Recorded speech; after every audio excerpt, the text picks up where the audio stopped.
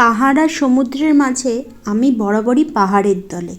পাহাড়ের এই সাদা বরফ, ঘন পাইন বন আমার মনকে বড়ই আনন্দ দেয়।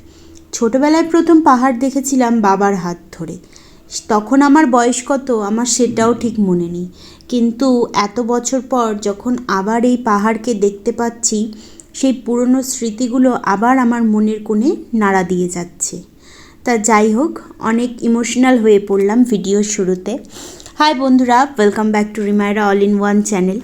তা এতদিন পরে আমি আবার ঘুরতে বেরিয়ে পড়েছি, তাও আমার হাজব্যান্ডের সাথেই। আমার ঘোরা বলতে এখন শুধুমাত্র ও আর আমি। যাই হোক, এইবারের ট্রিপটা খুব ব্যস্ততার মধ্যে দিয়েই গেছে। খুব তাড়াতাড়ি গেছি, খুব তাড়াতাড়িই চলে এসেছি। বেশি সময়ও কাটাতে পারিনি এই পাহাড়ের কোলে। কোথায় গেছি তা তো আর আলাদা করে বলার দরকার নেই।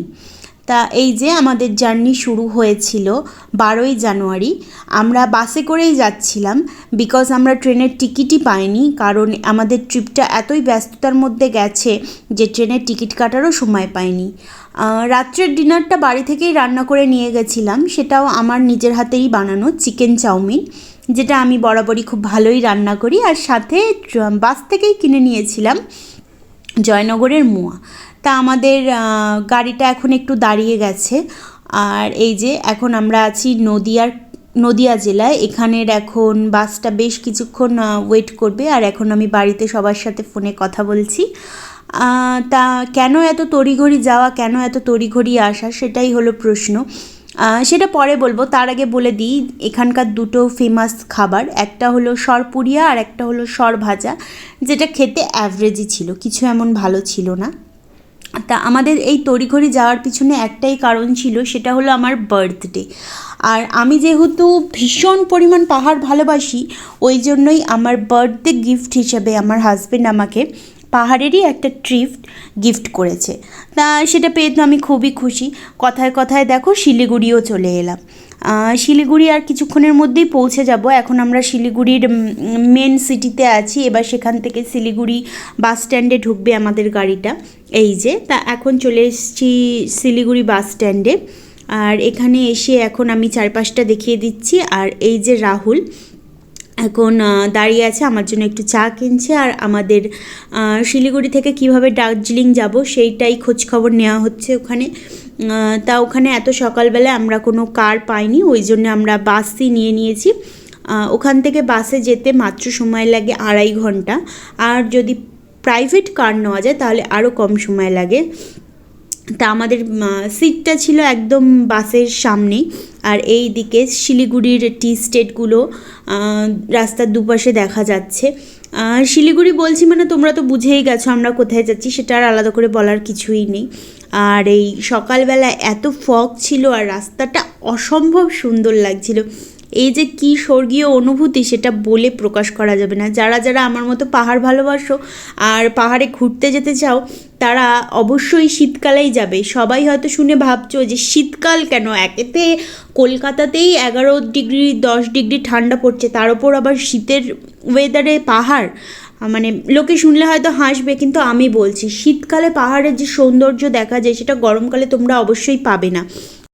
তা এখন আমাদের গাড়িটা এগিয়ে যাচ্ছে পাহাড়ের উদ্দেশ্যে। আর আমি এই মুহূর্তে ভীষণ পরিমাণ এক্সাইটেড ছিলাম যে আমি কখন পাহাড় দেখতে পারবো, কারণ আমি অনেক ছোটোবেলায় পাহাড় দেখেছি। আর যাই হোক, তারপরে আমি পাহাড়ের দর্শন অলরেডি পেয়েই গেছি। মানে একটা অসাধারণ ভিউ পাচ্ছিলাম বাস থেকে, মানে অসাধারণ, মানে সুন্দর বলে, মানে কীভাবে যে এই সৌন্দর্যকে প্রকাশ করব সেটা আমার জানা নেই। তোমরা যদি জানো পাহাড়ের সৌন্দর্যকে কীভাবে প্রকাশ করতে হয়, সেটা আমাকে অবশ্যই কমেন্ট করো। পাহাড়ের এই সৌন্দর্য দেখে আমি তো একেবারেই স্পিচলেস, মানে কী করে যে বলবো আমি বুঝে পাচ্ছি না। তা যাই হোক, আমি অলরেডি পেয়ে গেছি পাহাড়ের মোমো, যেটা আমার মোস্ট ফেভারিট। এবার মোমো খেতে খেতেই কখন যে কার্শিয়াং ঢুকে গেলাম খেয়ালও পড়লো না। আর এই হচ্ছে কার্শিয়াংয়ের পরেই ঘুম স্টেশন, ভারতবর্ষের সবচাইতে উঁচু রেল স্টেশন, আমাদের গর্ব, পশ্চিমবঙ্গের গর্ব, ভারতবর্ষের গর্ব। যাই হোক, এই রেল স্টেশনটা আমি অনেক দিন পরে দেখছি। আমার ইচ্ছা ছিল যে টয় ট্রেন চড়ার, কিন্তু এর আগের বারেও যখন আমি গেছিলাম তখনও টয় ট্রেন চড়তে পারিনি, আর এবারেও চড়তে পেলাম না। আর আমরা এত পরিমাণ লাকি ছিলাম যে যেদিন দার্জিলিং গেছি সেই দিনই কাঞ্চনজঙ্ঘার দর্শন পেয়ে গেছি, সাথে সাথে টয় ট্রেনও দেখতে পেয়ে গেলাম। মানে খুবই ভালো গেছে আমাদের ট্রিপটা। যতই শর্ট টাইম হোক না কেন আমরা সমস্ত কিছু সুন্দরভাবে উপভোগ করতে পেরেছি। মানে সেই সময়কার ওয়েদার এত ভালো ছিল, কাঞ্চনজঙ্ঘার ভিউ সব সময় ক্লিয়ার, মানে আমি যেদিকে তাকিয়েছি সেই দিকেই কাঞ্চনজঙ্ঘার ভিউ ক্লিয়ার। এমন একটাও সময় যায়নি যে কাঞ্চনজঙ্ঘা আমি পরিষ্কার দেখতে পাইনি। যাই হোক, আমরা বাস থেকে নেমে এখন চলে যাচ্ছি ম্যালের দিকে। ঠিক করেছি ম্যালেই হোটেল নেব, বিকজ বারবার ওই ওঠানামা করতে অনেক কষ্ট হয় সন্ধ্যের দিকে, না হলে একদম বোর হয়ে যাব। যারা যারা দার্জিলিং যাবে তারা অবশ্যই চেষ্টা করবে ম্যালের মধ্যেই হোটেলটা নেওয়ার, তাহলে কি হয় সন্ধেবেলার টাইমটা বোর হবে না। আর যদি তোমরা দূরে কোথাও হোটেল নাও তখন ওই বারবার ওঠানামা করতে অনেক কষ্ট হবে, যেহেতু সমতলের মানুষদের এই অভ্যেসটা থাকে না। খুবই কষ্টদায়ক ব্যাপার। আমি এত বছর পর গিয়ে একদম তো হাঁপিয়েই গেছি। যাই হোক, আমার কষ্ট দেখে রাহুল বলছে তোমাকে লাগেজ ধরতেই হবে না, আমিই টানবো। প্রতিবারও তাই করে, যে লাগেজ ওই ক্যারি করে, আমাকে কখনোই ক্যারি করতে হয় না। বাট আমার পিঠে একটা বড় ব্যাগ আছে, সেটাতেও আমার খুব কষ্ট হচ্ছে ক্যারি করতে। এবার আমরা এই ম্যাল মার্কেটের ভেতর ঘুরতে ঘুরতেই এখন চলে যাচ্ছি। ম্যালের অসম্ভব সুন্দর জিনিসপত্র আছে, আর দামটা একটু হয়তো বেশি, বাট তোমরা যদি ঠিকঠাক বার্গেনিং করতে পারো তাহলে তোমরা খুব ইজিলি ভালো কোয়ালিটির জিনিস রিজনেবল প্রাইসে পেয়ে যাবে। আর এখানে দেখো এই কিরিংগুলো কী সুন্দর, বাট আমার এমন কপাল আমি যে একটু ঠিকঠাকভাবে শপিং করবো সেটাও পারিনি, কারণ বারবার বলছি যে আমাদের টাইম পিরিয়ডটা খুব কম ছিল। ওই জন্য মানে ঘুরবো নাকি শপিং করব, কারণ শপিং করতে গেলে মোটামুটি একটা দিন টাইম লাগে। বাট আমরা এত সকালবেলায় গেছি যে তখনও ম্যাল মার্কেট ঠিকভাবে বসেনি, আর রাহুল এদিকে হাঁপিয়ে গেছে।